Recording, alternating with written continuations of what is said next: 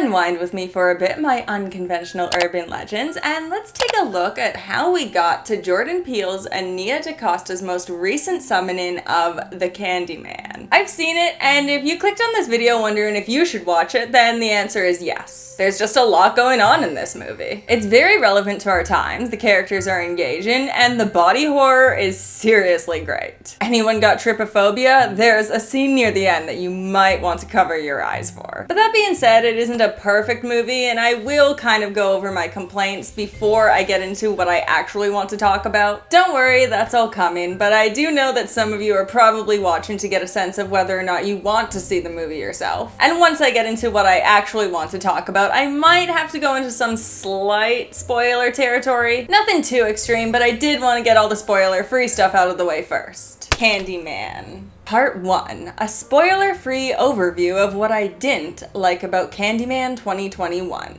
Okay, so let's get this out of the way now. Candyman, and by that I mean the actual physical presence of the character, is barely in the movie at all. And the villain that they ended up most directly and obviously replacing with him, and therefore the villain that I think that most people are gonna kinda see as the main villain of this movie, yeah, that character is way too underdeveloped.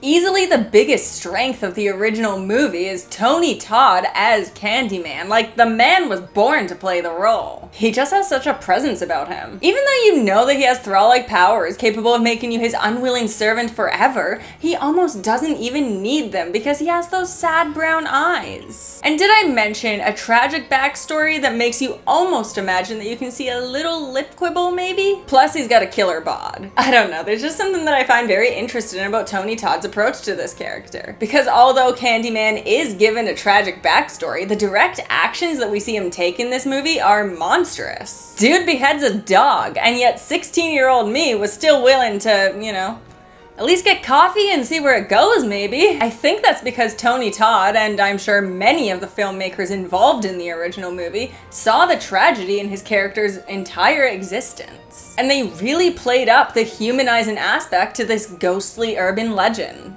Candyman 2021 did have a particularly difficult hurdle to cross when it came to adapting the Candyman character. Because Tony Todd's take on the character was so beloved by horror fans that it actually spawned 2 sequels that honestly aren't that great. But if you are a fan of Tony Todd's take on the character, it is a much more literal approach to thinking of him as an actual character with like a storyline that can still be continued. Whereas the first movie and the 2021 movie more or less take this approach that he's more of this abstract thought informed by the idea of a real person, but he's not like a physical real person himself. I'm sorry if all of that sounded like way too complicated, by the way. I'll try to break it down better in just a little bit. But basically what I'm saying is, fans expected Tony Todd, and Tony Todd is 66 years old. He still looks great for his age, but we're not casting for old man Michael here. Ghosts don't age, and you can really tell that that was on the filmmakers' minds every time that they shoehorned in Tony Todd's face. Like, both scenes, you can barely even make out any physical features because they had to airbrush him so much. Candyman also only speaks one line in the entire movie, and I don't even mean just like Tony Todd. I mean Candyman, the character,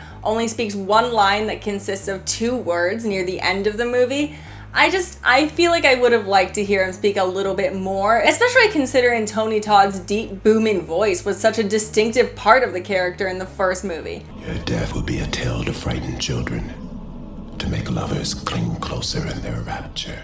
As well as that sort of romantic, poetic way that he spoke. I don't know, I really appreciated his dialogue in the first movie. I would have liked to hear a lot more of it here. I will have to admit that I am very glad that they gave that speaking line to Tony Todd, however. You know, just since they took the approach of limiting Candyman's line so much, it would have been a little bit of a shame to give that line to the actor that actually portrayed Candyman through the majority of the movie. His name is Michael Hargrove, by the way. He doesn't do an amazing job, but that's through no fault of his own. I'm pretty sure that the only instruction he was given for this role was to stand there and look gory, but he does that well enough. I won't reveal the identity of one of the movie's villains because spoilers. But suffice it to say that it's supposed to be a twist that just sort of comes out of nowhere. They chose the most underdeveloped character to be their villain. I don't understand their motivation. I don't see how what they're doing benefits them at all. But I'm also gonna pull a whole Uno reverse card right now and reveal that the title of this chapter is actually a big lie, because there actually is a villain in this movie that I thought was really well handled. The police do end up serving an antagonistic role in this movie, and that is obviously intended as commentary on our current political sphere. Black Lives Matter, by the way. But it also speaks to a much wider theme that permeates the entire movie, and honestly, the entire franchise even. And that's actually what I kind of wanted to talk about today. The power of storytelling, and who gets to tell the story. Candyman. Part 2.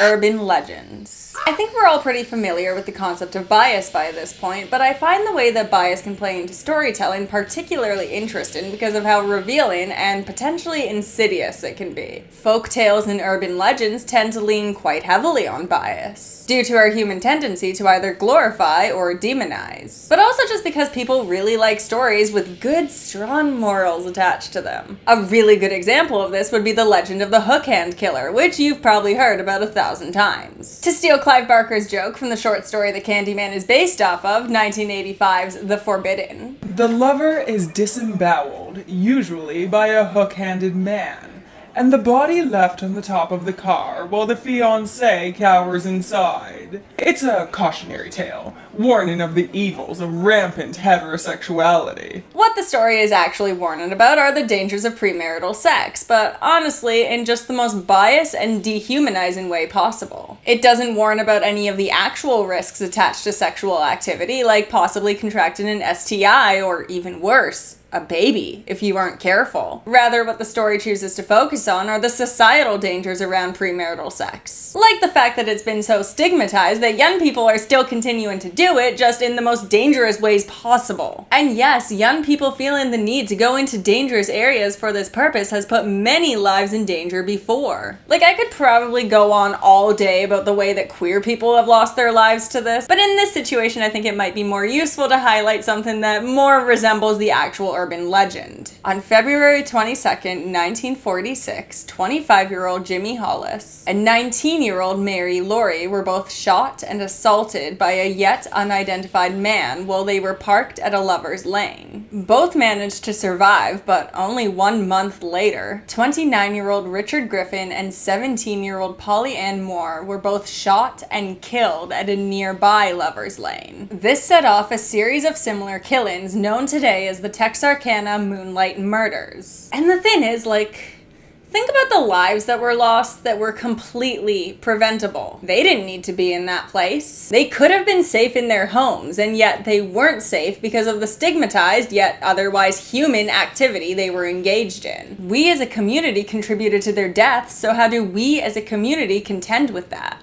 We don't. We create an urban legend about a demon that doesn't even fully resemble a human with his hooked hand. And we say that those kids earned their punishment by invoking the wrath of sin. Urban legends can also serve as an amazing tool for dehumanization when you turn real people into those demon figures, by the way. A lot of versions of the Hook Hand story describe him as an escaped mental patient. And that's literally the only description that we get about him besides, hook and killing people. Grr. The escaped mental patient detail is clearly supposed to be important to the story. It's been included too many times otherwise. Clearly supposed to say something about the character. And considering this is such a simplified story that the character really only has a single solid attribute, that of evil and fear, I guess that him being mentally ill is meant to build towards that feeling of evil and fear. We've seen time and time again that when we turn real people into monsters through the art of storytelling,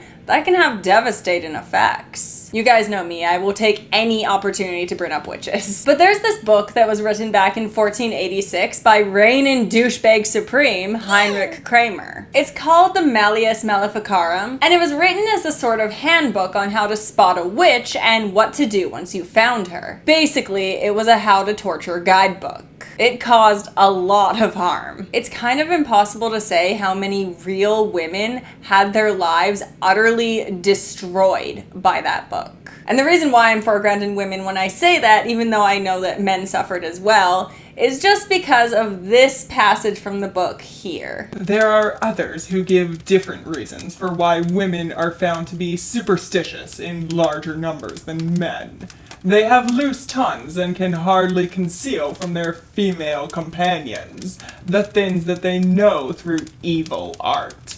And since they lack physical strength, They readily seek to avenge themselves through acts of sorcery. When we express our bigotry and biases through metaphor and storytelling, it can have devastating results. The witch hunts, admittedly, were a very extreme example of this. We've since learned that our approach needs to be a lot subtler than that of reigning douchebag supreme. But the Candyman movies speak to a different type of urban legend that I find potentially more interesting, and that's the reappropriated urban legend, or the urban legend with a change in context. In the Candyman movies, the real-life event that inspires the entire superstition is the murder of Daniel Robitaille, the son of a freed slave who managed to become a minor celebrity in his time for becoming a skilled painter. He was commissioned by a white nobleman to paint his daughter, only for the two of them to fall in love and become pregnant. When her father discovered this, he had his men chase Daniel down and beat him before a crowd. Daniel's hand was severed and replaced with a rusty hook. And then they slathered honey all over his naked body and let the bees sting him to death.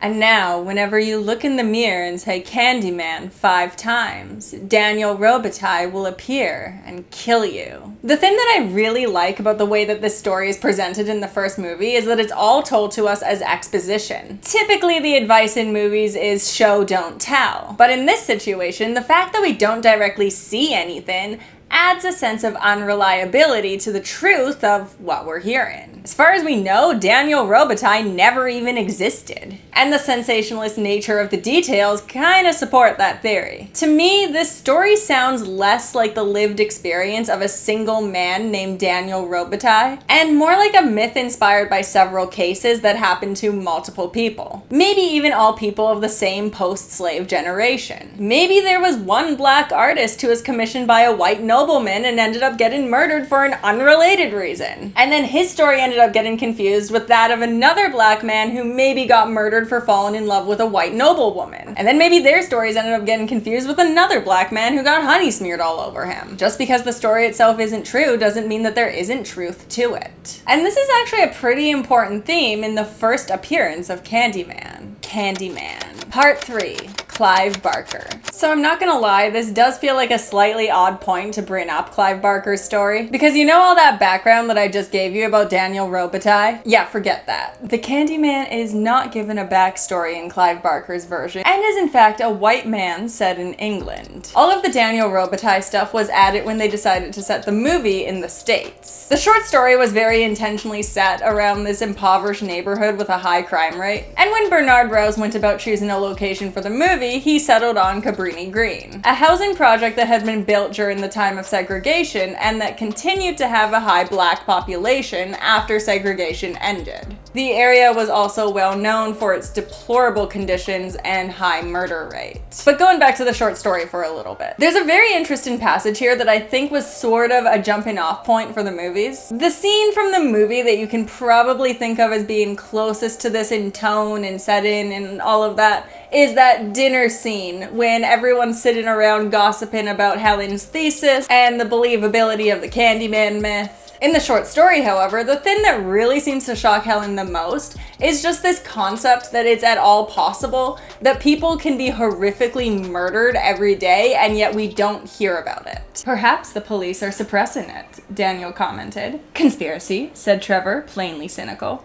It's happening all the time, Daniel shot back. Why should they suppress something like this? Helen said. It doesn't make sense. Since when has police procedure made sense? Daniel replied. Bernadette cut in before Helen could answer. We don't even bother to read about these things any longer, she said. The rest of the party cuts Bernadette off at this point, and they begin to speculate that maybe these murders didn't happen at all, and this is just, crazy poor people making up stories to amuse themselves. Why tell these horrible stories if they're not true? Maybe it's simply taboo material, Archie said. Suppressed? Daniel prompted.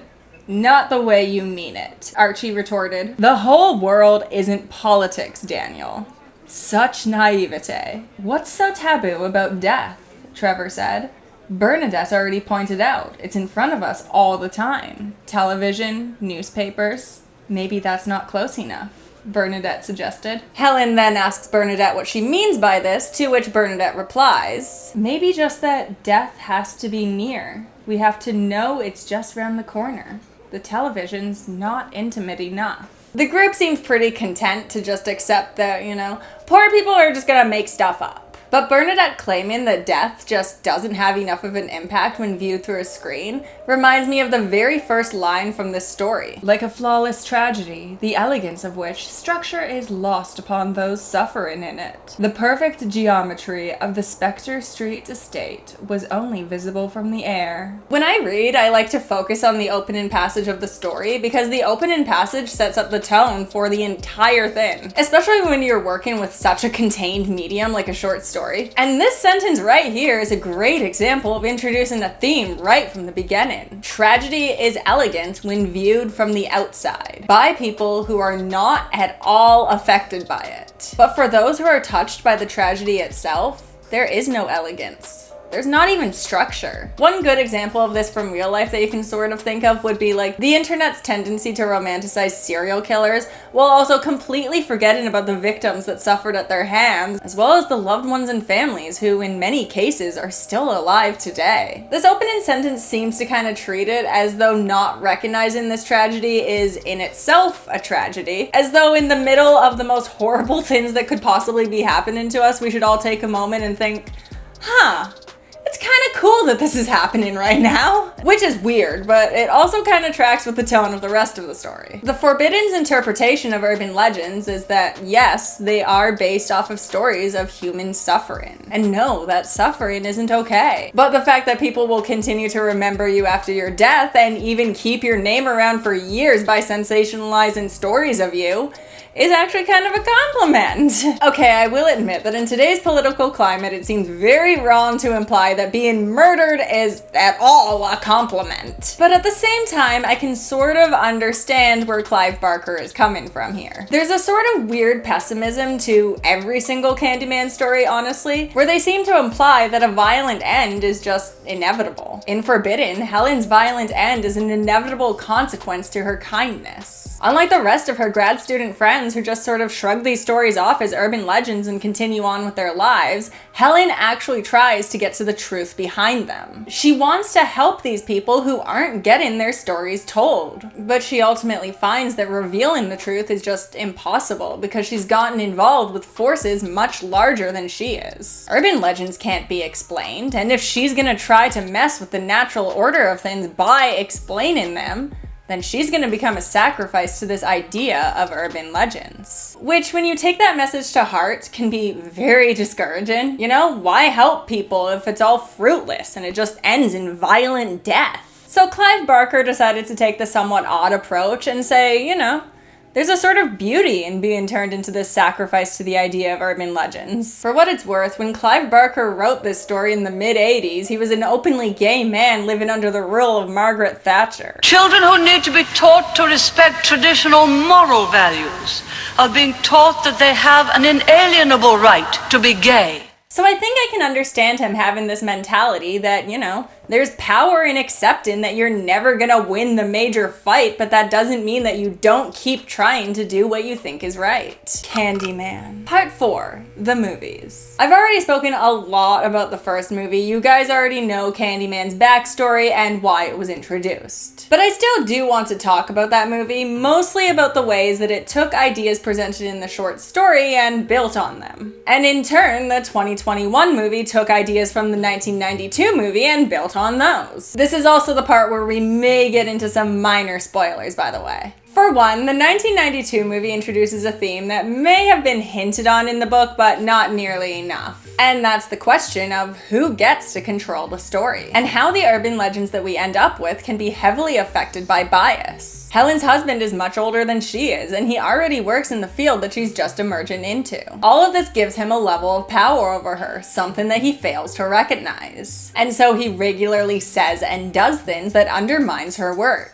A failure to recognize his own power is a good way to describe this guy just in general, though. It's made clear throughout the course of the movie that he cheats on his wife with his students. And he even ends up leaving his wife for one of his students when things get difficult. And by difficult, I mean that she gets accused of kidnapping and then spends a month in a delirious state in a mental hospital. Whatever happened to for better or worse, man? But at the same time, I find it very interesting that her husband and his barely legal girlfriend are the only people left at the end of the movie to tell the story, besides, all the people of Cabrini Green. And at the end of the movie, we see that Helen has been turned into an urban legend of her own, but now she's a malevolent killer.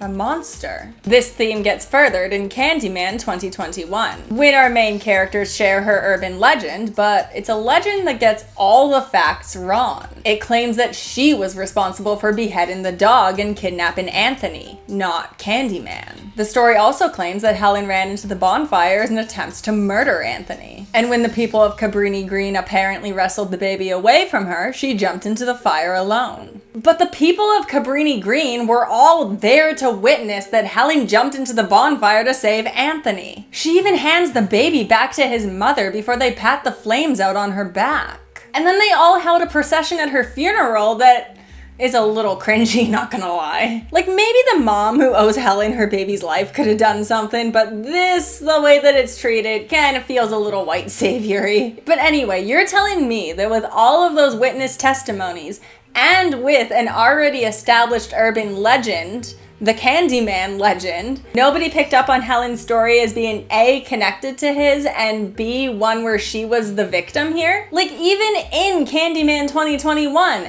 Anthony's mom is still recognizing that Helen saved him. And yet the dominant story that's passed amongst superstitious people seems to be this one where Helen is a monster. To come up with a story like that, they would have had to ignore the witness testimony of an entire neighborhood. But you know, maybe that would have been easy to do if they were already going into this investigation with a bias. And who exactly would be pushing this sort of bias on public opinion? That's right, Mr. Professor Man, who's already been cheating on his wife. He can't just divorce his pretty young wife so that he can go off and marry one of his students. That looks bad. But what if you could just shift the narrative? What if Helen was an absolute monster? Then he'd be completely justified in divorcing her. And the whole marrying one of his students thing? Well, he was just so emotional about losing his wife that he sought comfort from the closest woman barely over 18. That's understandable, right? Plus, it's very easy to take his word over Helen's. She's been in a mental hospital for the last month. She's acting hysterical. Meanwhile, he's acting perfectly reasonable. And when you do get to that bonfire scene and you have, say, 100 witnesses telling you one thing, well, her husband has been preaching an entirely different story for a month now, you now have to decide who you believe. And yeah, the witnesses outnumber the husband, but there are just too many things to consider. For one, Helen's husband is just closer to her. He's a more reliable character witness. These people don't really know her. And also, we do have to mention, they're black. Yes, they live in poverty. This neighborhood's also known for being superstitious, in particular around this Candyman myth. And now they're claiming that all of this is related to Candyman. Like, why not just blame the boogeyman? Plus, it was dark, probably chaotic and confusing. God forbid anyone was drinking. So there's a lot that this actually adds to Clive Barker's interpretation of urban legends from the short story. So in Forbidden, we got the message that trying to reveal the truth behind these gory urban legends will only result in you joining the ranks of those gory urban legends. But that there's a certain level of beauty to that, and we should just accept our violent death and strive to reveal the truth anyway. In Candyman 1992, there's still a certain level of inevitability to Helen's fate. And as much as she gets more done than her book counterpart by actually contributing to getting a dangerous man off the streets, her efforts still prove fruitless in the end. She's trying to gain attention towards the violence in Cabrini Green, but she's still just one person. And the only time that she's able to make anyone outside of this care about what she's doing is the one time that she, a white woman, gets beaten. The irony of which isn't lost on her. Yeah, but you know what bugs me about the whole thing? Two people get brutally murdered and the cops do nothing. Whereas a white woman goes in there and gets attacked and they lock the place down. Yeah, I know. And once she gets labeled a monster by the public, any hope of there being even lingering interest in her efforts kind of evaporates. But it introduces this idea that urban legends can sometimes just be dominant narratives used to erase the true and, honestly, more interesting stories of real people, and usually with a dehumanizing bias attached. The urban legend of Helen is a lie. It paints her as a baby-killing monster when she was only trying to help people. But it's a lie that benefits someone who would rather not think about her as a person at all, because thinking about her as a person would involve acknowledging that a wrong has been done to her. This approach to urban legends reminds me of the story of La Llorona. Yes, I know I didn't pronounce that correctly. No, I can't pronounce it correctly. I'm sorry. But anyway, it's It's a popular ghost story with several horror movies attached, which actually started out as a way for the people of Mexico to contextualize the image of La Malinche. I'm sorry if I mispronounced that one too. Consort to Hernan Cortez, who actually went against her own people and aided him in the conquest of Mexico. Or there's the entire legend of the zombie, which was originally a myth that passed around the people of Haiti that told of white wizards who had the ability to render a man a living corpse and trap him on his plantation to mindlessly do his bidding forever. I think it's a very interesting take on urban legends, because it presents a much more proactive message than what we were given in Clive Barker's original story. And it's a message that I think was finally perfectly refined in Candyman 2021. It states that urban legends are sensationalized, yes, and they may even be chock full of lies, but they often come out of situations where someone didn't have the power to control the narrative. And if someone just cares enough to look into the truth, they'll find it. I think that Candyman 1992 was still a little bit too pessimistic about the whole thing for me, because even though the people of Cabrini Green know the truth, and even though we as the audience know the truth, Helen still reaches her violent end as a consequence of trying to help people. And the dominant narrative around her will forever be that she was a baby killer. Candyman 2021 is the first time that I've seen this franchise even suggest that there's a possibility of overcoming this inevitable fate. In this movie, saying Candyman's name becomes a symbol of confronting the history that he represents. Not in every scene, I will admit, it's kind of an inconsistent metaphor, but when it is used, saying his name becomes a fearful thing for these characters because it's such an uncomfortable history to face. It's gritty.